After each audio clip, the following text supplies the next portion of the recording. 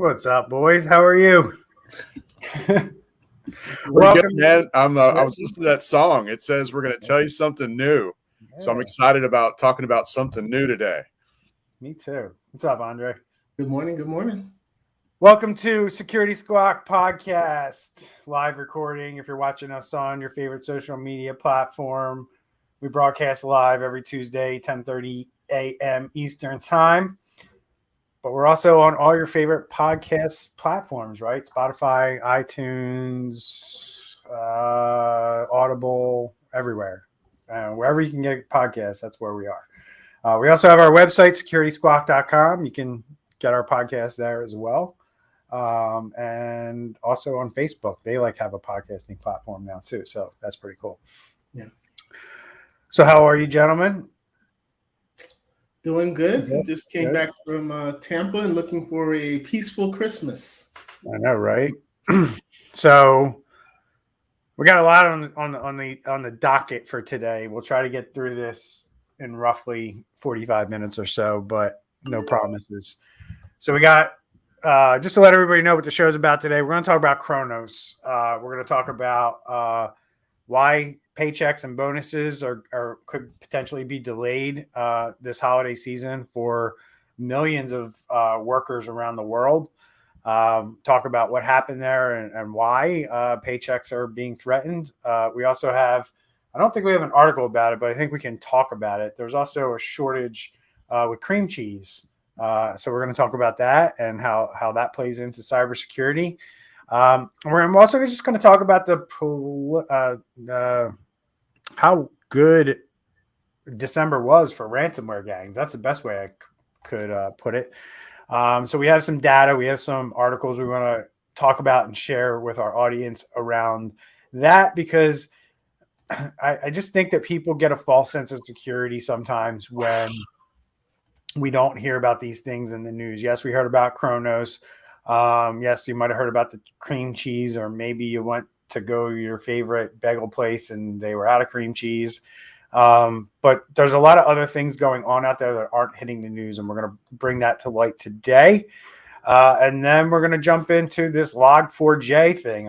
It's a little technical, so we're not going to spend a lot of time on the technical aspect of Log4J, but we're going to kind of paint the picture of what this attack chain is and what it could mean for the future. So that's what we have lined up for today.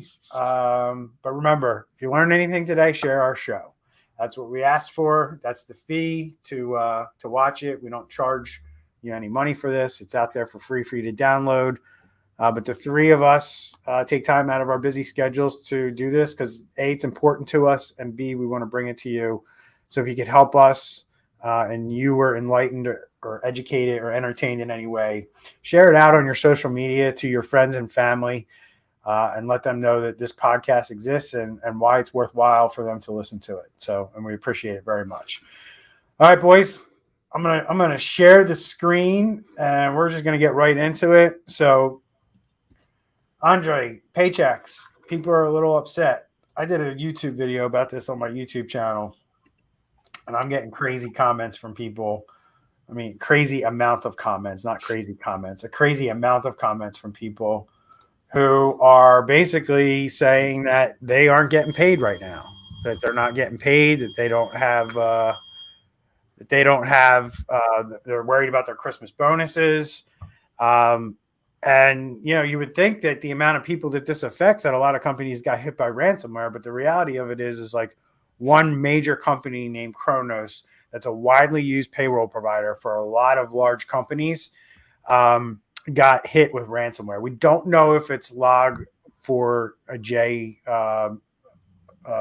variate or that was the vector that was used in this attack. We don't know that yet. And there's speculation in this article that is, but we're not going to talk about that today. We're just going to talk about kind of what happened here and what has been the impact on the businesses, and kind of like, also I want to talk about Kronos's response to this, because Kronos did put out a response to this event, and I found that kind of interesting myself as well. So let's jump into that and talk about this Kronos attack. Randy? Yeah. Go ahead, Andre. Go ahead. What do you got? Yeah. Yep. So we got, as you mentioned, Kronos, payroll company. And with today's, everything is in the cloud. So if you think about when you go in front of your time clock, or if you use your computer, you log in, you're putting your fingerprint in the system, and it's logging your clock in and clock out time. So essentially, all of this data then goes into to Kronos, where your HR or employer will then go and see the calculated time, your vacation, and things like that.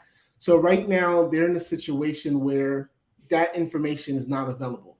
So if you worked from 8:30 to 3 o'clock yesterday, and you swiped in, swiped out, your employer does not know that historical data and therefore can't pay you based on that. Also, you have scenarios where, because their system is down, the actual payroll can't be processed. So the money that goes from your employer's bank account to your bank account, that also system is down, and it's all because of a cyber attack. Yeah. And the timing. Go ahead. I'm just going to say, and the timing, I mean, it's never a good time to lose your payroll provider, but especially with Christmas bonuses, end of the year.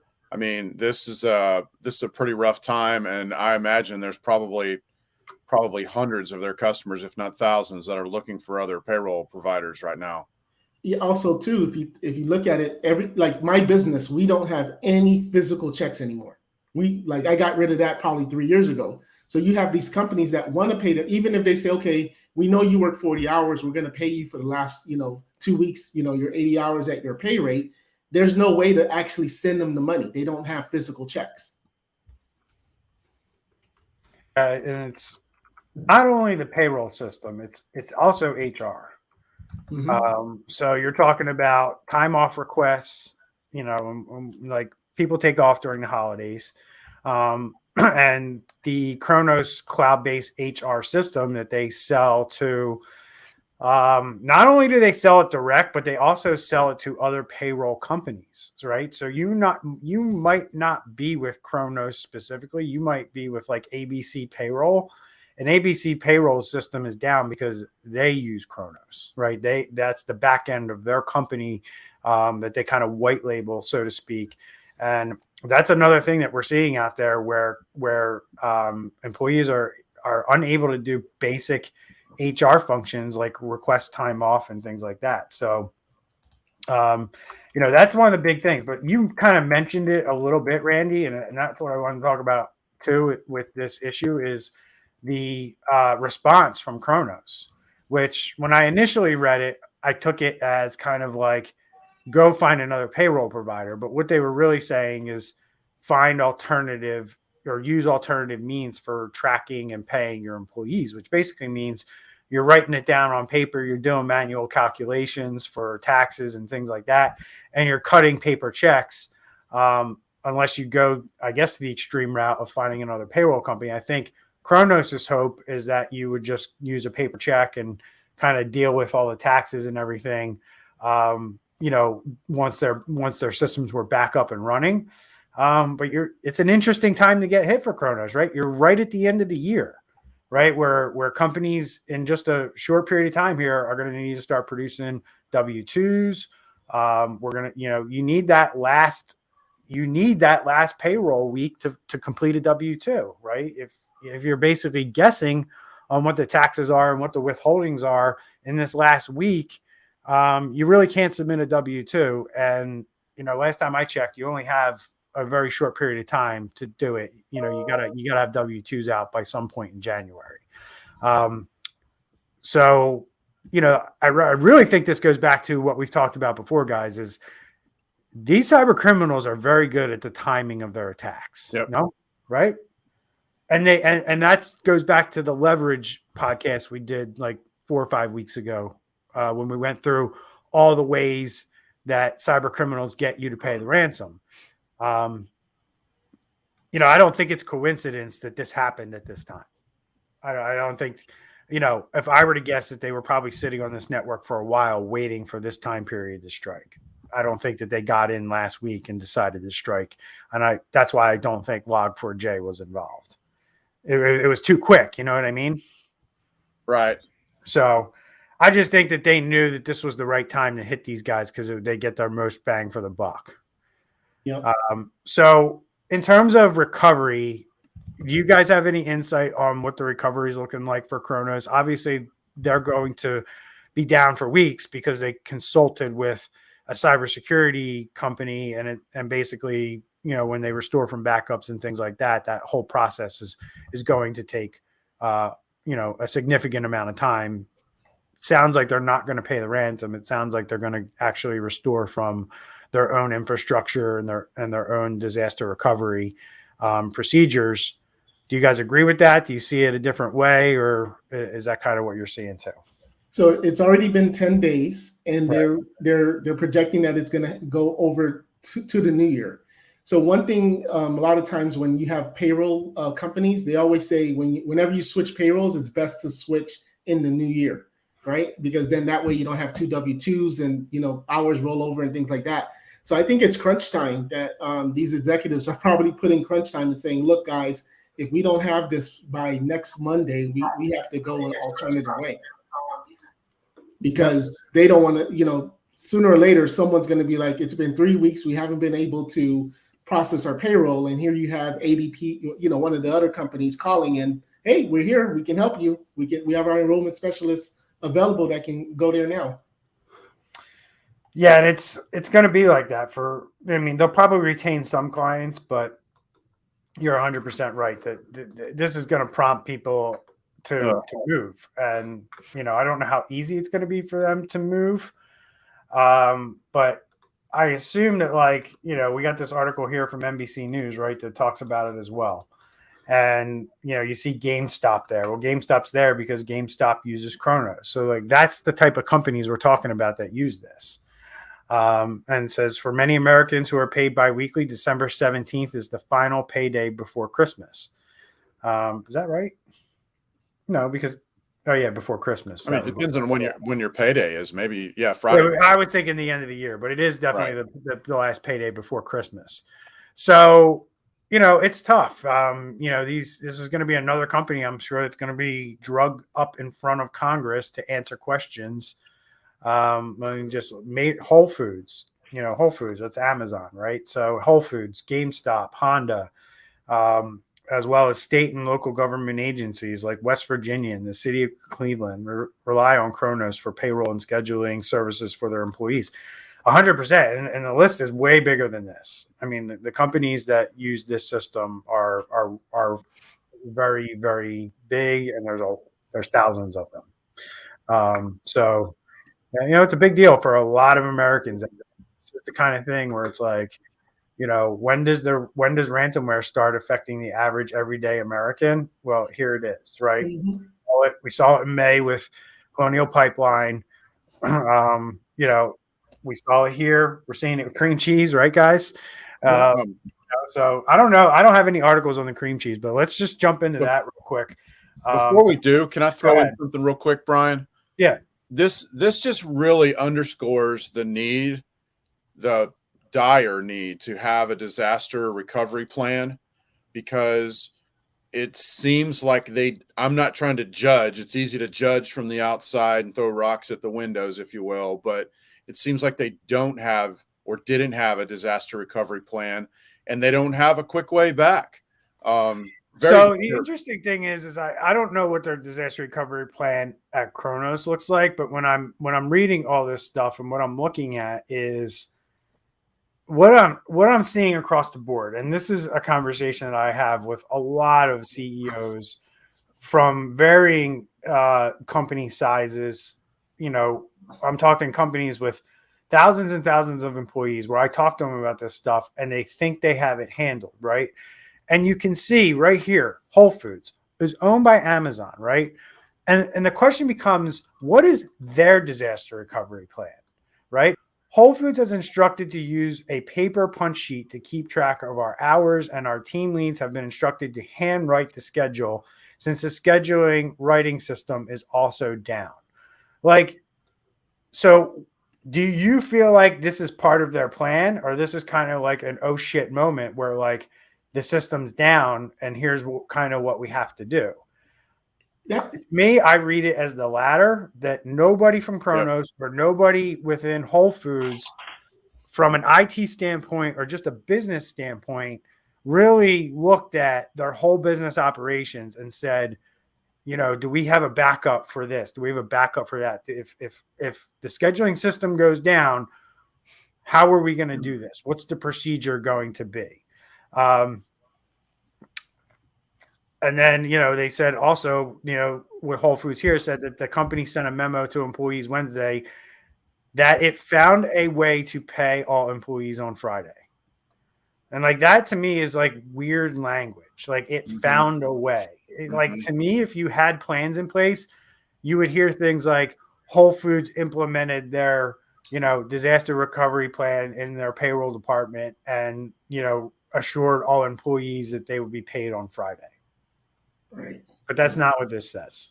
I mean, yeah. And I mean, knowing Bezos, he probably just said, let's just start a payroll company, right? Yeah, or let's just all pay him through Amazon. You know what I mean? Like transfer the money from Whole Foods to Amazon. I don't know what the legalities of that are, but it doesn't sound like Amazon's payroll system went down. Right. But going back to what you're saying about the planning, because I mean, everybody always just thinks, and I think that's what's in depth, like how much more you have to think about, not just your data, but just your everyday working. Because like for me, if, we have 7-8 employees. So worst case, I can probably Zelle the money to everybody or PayPal or something like that. But if you're a small healthcare company or a small office with 30, 40 people, can you really do that? Like, does everybody even have that? Do you ever think that your payroll company is going to go down, or do you just assume it's in the cloud and therefore it's just going to always be working? So you need to assume every single vendor that you have could potentially go down and impact your business. That's doing disaster recovery and incident response the right way. Yeah. Is looking at your entire business, looking at the core functions that you need to run. And if you don't consider payroll a core function, you're an idiot, because you need to pay your employees. It's against the law to not pay them. So if you can't process payroll, you're in a lot of trouble. So the other thing too is like, look at these next two paragraphs, guys.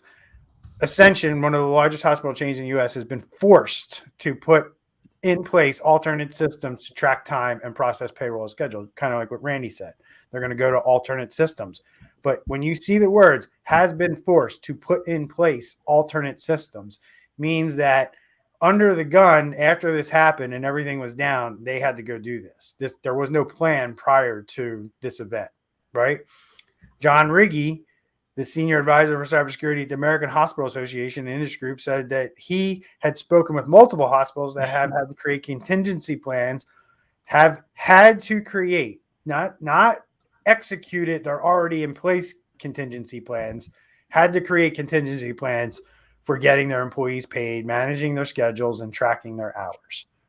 So these are very large organizations that when you read these articles and you hear this stuff and you're professionals like us and you just read this stuff and you know that these companies are ill prepared, and I'm not sitting there wondering why the hackers are so successful at what they do when this is the state of business. When you read this kind of stuff and major companies, major hospitals don't have that have thousands of employees, mind you, not a couple, have no backup way, like that they've tested, that they've talked about, that they know, like, here's what we're going to do if we can't run payroll. And they've all had to figure it out on the fly. And unfortunately, I've seen this too many times with this kind of stuff when it comes to ransomware attacks, whether you're dealing with ransomware or whether you're just dealing with kind of like your system being down because of ransomware. You don't necessarily have the virus or malware on your system. I just see this happening too many times in both scenarios where companies are ill prepared. And if you don't think there's companies out there that can help you be prepared, you're sorely mistaken, because if you're listening to this podcast or watching us live right now, you're looking at 3 CEOs of companies that do exactly that. So, Randy, got anything you want to say? I'm all fired up. Man, no, keep going. It's good. So I'm good. So if you guys want to add anything, but the cream cheese, let's go back to cream cheese. What's going on with cream cheese? I don't have an article, but let's talk about it real quick.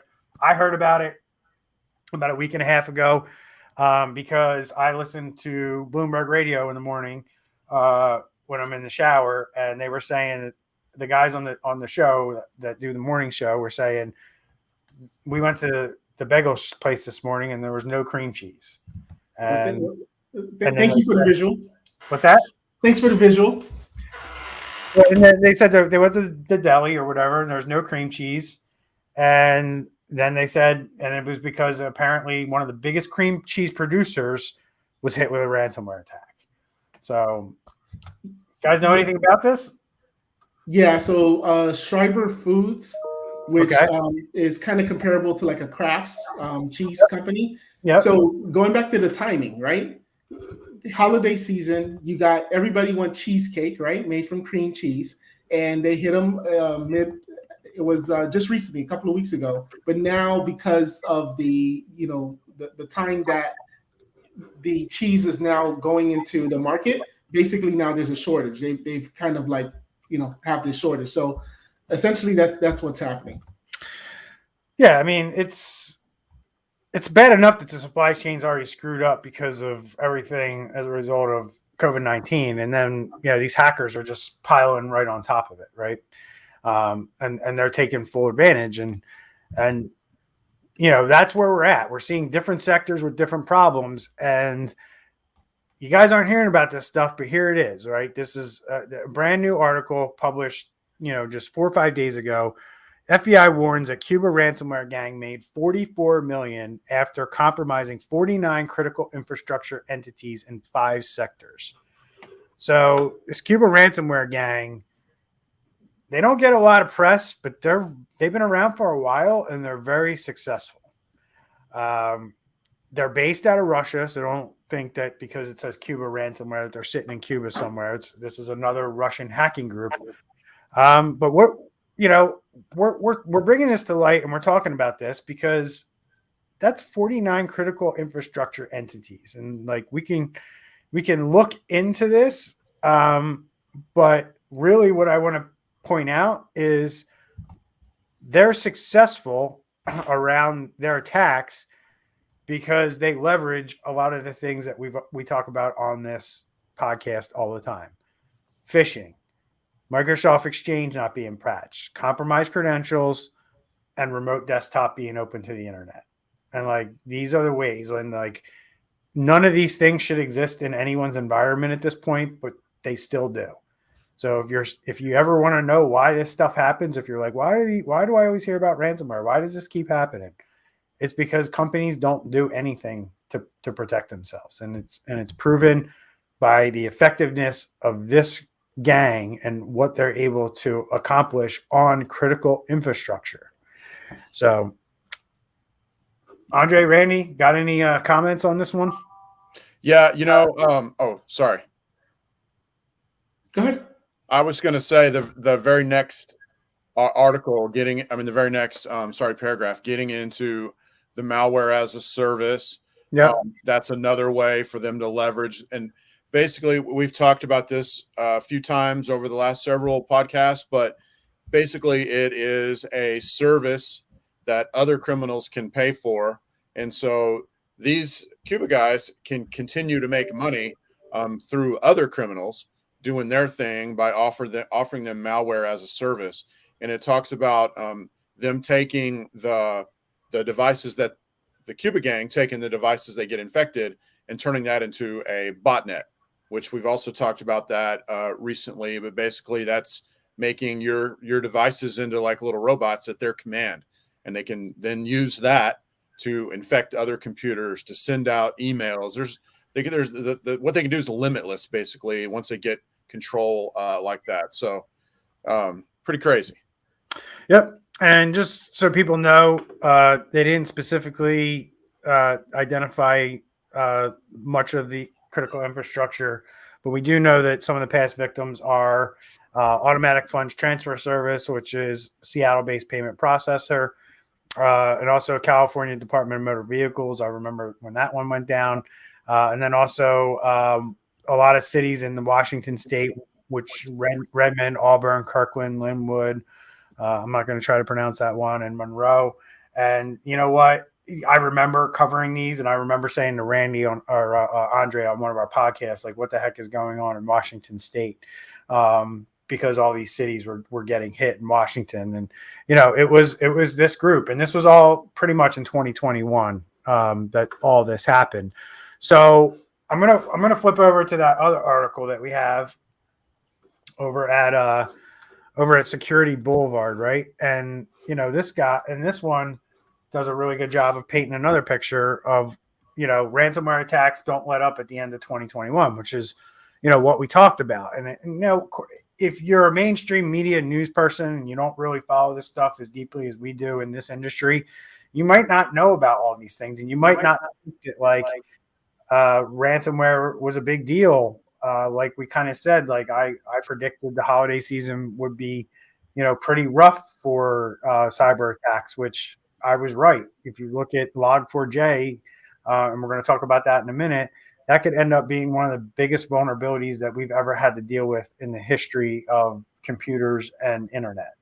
And that just started now. So think about this time last year, we had the SolarWinds attack, right? And that took 3 or 4 months to unfold for us to see what actually was impacted and who was impacted from that vulnerability. And Log4j is going to play out very similar, but here's the difference. Log4j is way more popular than SolarWinds. Yeah. It's on way more systems. It's on the same systems that had SolarWinds and then some. So the amount of computers that could potentially have this on their system is very high at this point. So, Randy, what's in this article here? What's the main things that were pointed out? December proved to be a busy month for guys like us. So what happened? Well, specifically to go off the Log4j, the Log4j is what's called a library. So if you're writing a program in Java and you want to do this type of logging that it offers, you just go boom and add it in, click it, bring it in as a library, import it into you're a programmer, but import it into your program. And then now you're using it. So yeah, when you said, it's going to be more ubiquitous than SolarWinds, I mean, what is it, like 3 billion devices on the planet are running Java. Now that doesn't mean that they all have Log4j. They don't, but I mean, it is everywhere. Well, the bigger concern is to your point, it doesn't mean that that necessarily has Log4j, but you also don't know if a developer embedded Log4j into software that's running on your computer. Like right. Nobody tells you this software has Log4j on it. Like, right. So people like us or anybody who's concerned about this needs to go into their system and use special tools that are designed to look for whether or not this is installed. It's not easy. It's not easy to find this thing because, I could build a piece of software and I could implement this Log4j, and you have no way of knowing that I use that in my software, and now it's on your system. Right. So, that's. Go ahead. I was just going to say, bringing it back around to your original question on this article. I think it's something that you mentioned in the green room. You're kind of famous for your predictions, if you will, but this article does mention reduced staffing over the holidays, people on vacation, plus we already have a staffing shortage. I mean, this could literally be, several trains heading to the same place that's going to cause a huge train wreck over the holidays. Yeah, I mean, and it's not just ransomware, right? It's, you're talking about an organization where medical records were compromised. There was no ransomware there. The patient records were stolen. Those patient records will be used down the road. And then, you have things like simple things like Twitter accounts of major politicians and celebrities being taken over, which also could lead to cyber attacks and ransomware. For all cyber attacks and ransomware events to go down, there has to be, unless it's a brute force type of attack or they bust down the front door and come in that way, they're usually using somebody unsuspecting, and they're using the trust that you have with that entity. And what I mean by that is, if you follow somebody on social media, you automatically kind of assume that their account isn't going to be hacked. It's not something you consciously go through, but you know, if you're kind of like a fanboy of, I don't know, give me somebody, Donald Trump, right? And you get a DM from Donald Trump's verified account with the blue check mark.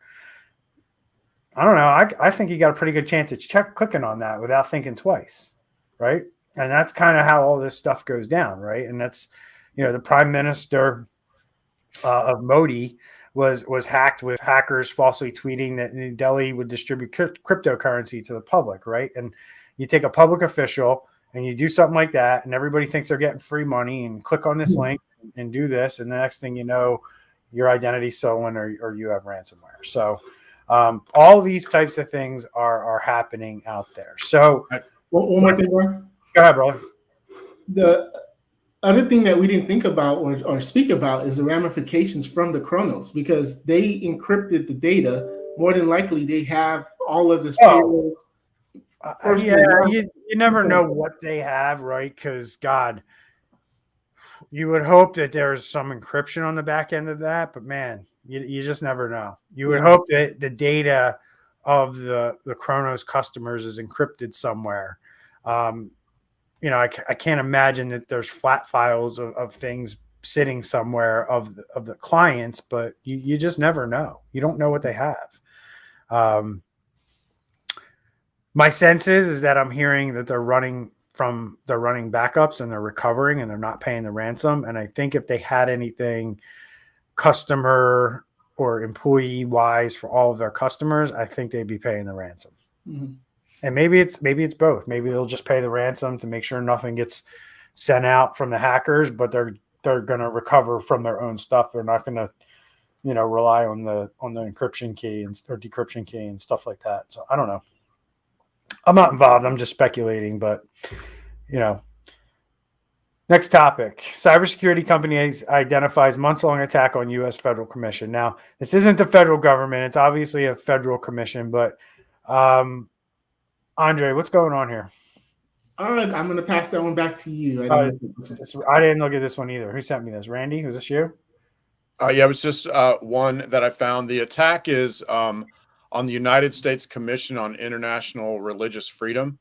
They've been hit with a cyber attack. Cyber attack specifically was. I'm looking right now.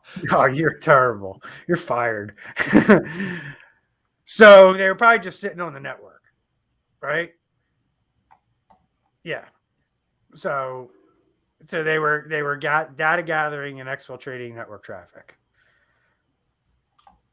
So, and it looks like it's been going on for months. And I would say that this one, I mean, they all have their own reason for being disturbing. This one being, my concern would be that an international player, such as a North Korea or something like that, would be involved in this and then would be leaking data of people that are, expressing religious freedom against the law in that particular country. And that's part of why this catches my eye. Okay, so what's catching my eye real quick is the fact that Avast is the one coming out with this information. Okay, so what Avast is doing is they're monitoring traffic going back to known advanced persistent threat sources. So guys that like to sit on your network and do reconnaissance either before an attack, or sometimes they'll just sit there and collect data all the time because that's more valuable to them. But Avast is noticing traffic coming from a specific IP address that they've identified as this USC IRF group. And Avast went and did the proper disclosure and notified them and notified CISA. And then you have right here, Avast said that the attack has been going on for months. So they've been detecting this traffic for months. Yet UC IRF and the CISA refused to engage with them when notified, which is very common in the security researchers world. But this also tells you that CISA, our federal government cybersecurity wing, is not working with security researchers on this problem. And they allegedly tried multiple channels over the course of months to help resolve the issue, but were ignored after initial communications. Again, very common. The attempts to resolve this issue included repeated direct follow-up outreach attempts to the organization. We also use other standard channels for reporting security issues directly to affected organizations and standard channels the United States government has in place to receive reports like this, which probably is the IC3 from the FBI. In these conversations and outreach, we have received no follow-up or information on whether the issues we reported have been resolved, and no further information was shared with us. Because of the lack of discernible action or response, we are now releasing our findings to the community, to the public, so they can be aware of this threat and take measures to protect their customers and community. So here you have a security company, Avast, trying to go the proper channels. I'm just going to take a wild guess and say that this USCIRF is just not a big enough entity for CISA or the FBI to get involved. This goes to kind of what I talk about in my cybersecurity talk to small businesses, is that, like, if you get hit with ransomware and you're a small business, the FBI is not coming to help you. You're not big enough. And I just figure that based on what I'm seeing here and having similar experiences with these specific entities, that this USCIRF is just small potatoes and not worth anyone's time in the government to go look at what's going on here. Yep. So and that's a good illustration and paints a good picture of like what's happening out there in the world today. Because, I think people get a false sense that, the federal government or law enforcement has a handle on this, or they'll get a handle on this, but they got to pick and choose their battles just like everybody else. They don't have an unlimited budget. They don't have unlimited resources. And when you have companies like Kronos out there getting hit, they got to help Kronos before they got to help USCIRF. That's kind of how I see it. And they may have also rejected the calls just because, maybe they're busy and they don't know Avast from Adam, if you will. They know Avast. Everybody knows Avast. I mean, you know what I mean? But maybe they're like, yeah, okay, whatever. I think they're like, yeah, okay, whatever, because of the size of that organization. Quite frankly. If we're talking about a large government, authority or organization like, I don't know, the FCC, I think there would be much different response, right? So, all right, jumping back in, Randy, you jumped the shark on me with Log4J, but let's talk about Log4J or Log4Shell. Very high level. Let's explain to people kind of what this is, not too technical, why it's different, why maybe it's garnering so much attention, and why this could be a big problem for businesses in the future. Don't everybody talk. I'm comfortable in silence. Yeah, I mean, like I mentioned earlier, it's a library availability to one of the most, ubiquitous programming languages, if you will, and it's very easy, very simple. If it's in a program right now and it's not, well, we might want to get into this. Technically, if it's in a program right now and it's not patched, it's very easy just to send a command and start loading stuff and start doing things. But they keep finding new vulnerabilities. So I think, what did we talk about earlier? We're three patches into it, but there's still another one that's been found since then. Correct. So, as it's kind of, it's interesting when you're a security researcher and you do this stuff, guys. Like one security researcher could kind of go down a rabbit hole, and then when that information gets out, then other security researchers go down that rabbit hole too, and you never know what you're going to find when you go down that rabbit hole, and that happens very commonly where a lot of times the good guys, the security researchers on the good side who are looking for this stuff and trying to responsibly report it, know that they're in a race against time when a vulnerability is discovered, because they know that it's not far behind, that somebody could also be kind of going down this same path and going down this same rabbit hole and finding out the same thing that they found out. And your hope is that, you get it disclosed and it gets patched before the bad guys find out. But at the same time, the bad guys and the good guys are all diving down this rabbit hole once one vulnerability is discovered. And this is such a trivial, like one line of code, and you can basically test any website, any publicly facing thing can be tested against this vulnerability with literally, less than 100 characters, which is insane. We've never seen anything like this before, where you can literally roll up on a website, paste in a line of code on maybe like a form. You go to a website, you have a form, right? It says first name. You can go into that field and drop this line of code and see if that server will execute it. And if it successfully does, then you have a vulnerable machine on your hands that you can start, trying to exploit. And that's the reality. And it could be a web server, or it could be the fact that they get on your computer because your employee, clicked on something, and now they're in, and now they just start, seeing if your system has this vulnerability anywhere in it. And that's the other way that this happens. So this can happen internally and it can happen externally, which makes it a lot like the Microsoft Exchange thing. And that's my concern for this. Moving into 2022, we saw Microsoft Exchange, and to this day, there are still companies being exploited with ransomware because they haven't patched their Exchange servers. And that happened back in the spring of 2021. So there's no doubt in my mind that Log4j will not be updated. And we could see, without a doubt, the early part of 2022, we're going to see a very prolific cyber attacks that are born from a Log4j vulnerability, simply because businesses and people did not patch these systems. And I hope it doesn't bleed into the second half of 2022. But based on what I've seen with Microsoft Exchange, and knowing how few machines actually have Microsoft Exchange out there compared to Java, and the potential of Log4j being out there, I don't have a lot of hope that this isn't going to be something that we're dealing with for possibly the next 2 years. Yeah. And I think it's different too, because it's not just like when we had, for example, the print nightmare with the Windows. All you have to do, well, for the most part, you just go Windows update and then it fixes itself.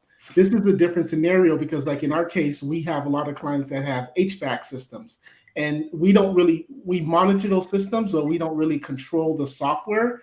And then within that software, it's running the Log4j. So all I can do at this point is tell that vendor, hey, we have proof that there's a Log4j issue here, but we can't do anything to fix it because we're not the developer, the programmer of this software. So I think that's going to be even the biggest issue, is because our hands are going to be tied. We may know about it to an extent, but we won't be able to do too much about it. You can't fix it, right? And there are certain workarounds you can do. You can do like port blocking. You can deny things from running. You can do a lot of things to mitigate this thing from being a risk in your business until the manufacturer puts out a patch and actually fixes the problem or updates the Log4j in their own software packages. But I just think about all the businesses out there, guys, that buy software and they don't buy the kind of like the subscription to keep it up to date, or they installed it 5 years ago. They still might use it in their business, and the developer stopped supporting it, or even stopped. It's not even something you can download or buy today. I'm just thinking about all those software programs that'll never be patched, that will never receive an update, that businesses will continue to use in their environment that will have this vulnerability. That's going to be an element of this game. Yeah, it's going to be rough. I was just thinking, what if, if you have a program on your computer, doesn't have Log4j, maybe it calls another program. Maybe that doesn't have Log4j, but maybe that other program calls an API that has Log4j that you can't even look for. I know that I realize that's another, that could be on another system, but this seems like a real mess, man. Yeah, and like what people need to understand is like if I can get control of a system, it doesn't mean I'm going to deploy malware or ransomware on that system. If I got my hands on a server and I know people connect into that server, I'm going to figure out a way to infect the people who are connecting into that server. As I saw with a security researcher who basically used this vulnerability to take over a Minecraft server. And every person that joined that Minecraft server, he was able to infect with a payload. Right. So this is the kind of stuff that people need to be aware of, right? Yeah. That, you got your kids connecting into servers to play games, right? And all these things that we have come to accept as normal life, and people really don't understand how the technology works behind this stuff. You're connecting to other networks when you do a lot of these things. When you join chat rooms on Clubhouse, you're joining a server. You're connecting into a network to connect with other people. When you're kind of in these real-time chat type scenarios, either voice or type chat, you're usually connecting to one, server, in a lot of cases. And those present concerns if those servers are not secured correctly for each user that connects to this stuff. So, don't know if I did a good job explaining that or not, but I at least wanted to let people know that, like, it's not, you're not safe when you connect to these things just because, Facebook owns it or Twitter owns it or Clubhouse owns it or, whoever owns it. Like the users can also be the ones who create a problem for that platform. And that's something you need to be aware of. So that's all I got. You guys got anything else you want to add? No, we're good. Cool. All right, everybody. So we'll see. Are we doing one next week? You guys down? Yeah, I'm available. All right. So we'll see everybody next week. We'll record a show. We appreciate everybody who downloaded the show. We wish you a Merry Christmas if you celebrate Christmas, but definitely have a Happy New Year. We'll talk to you next week before that anyway.